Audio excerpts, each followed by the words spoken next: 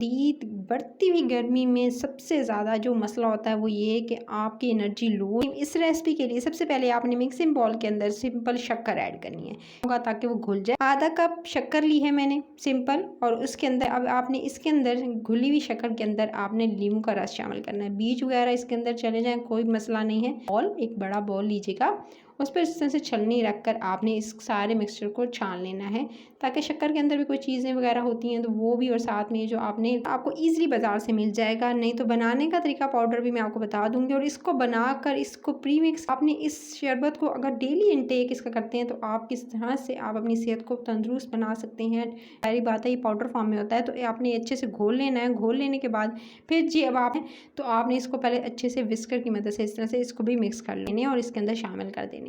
सो रोज़ syrup से क्या होगा, टेस्ट भी अच्छा आ जाएगा और एक कलर भी अच्छा आ जाता है। सो आप लेना है और उसके बाद इसको अच्छे से मिक्स करने के बाद अब आपने इसके अंदर शामिल ग्लास इनफ रहेंगे और इससे आप ढेरों ढेर जो है ग्लास बना सकते हैं।